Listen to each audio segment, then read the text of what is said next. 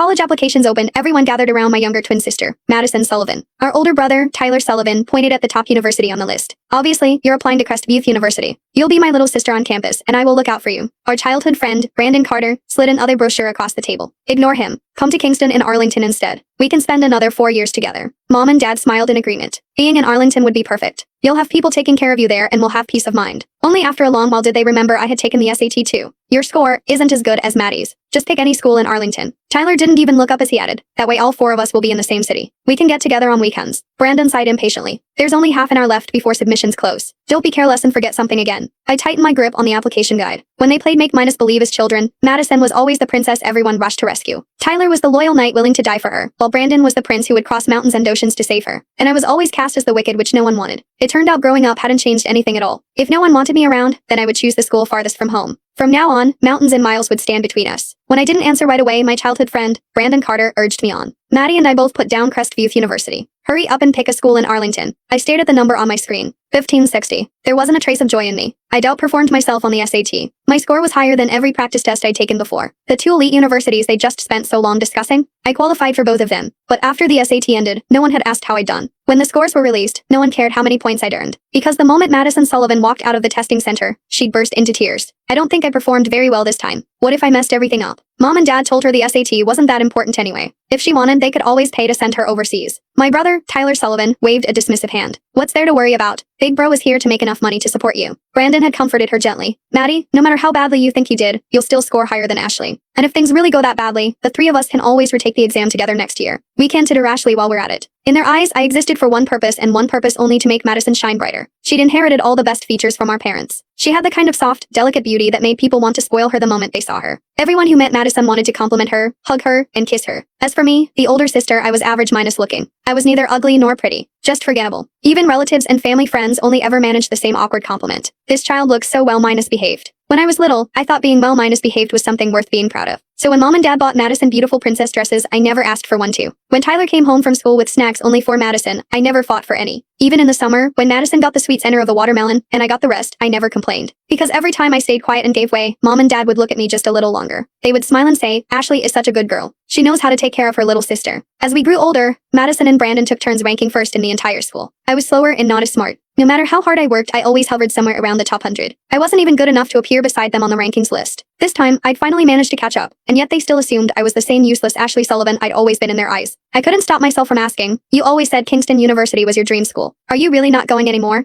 Brandon froze. Then he let out a scoff as though the answer were obvious. What's the difference between Kingston and Crestview? The important thing is where Maddie wants to go.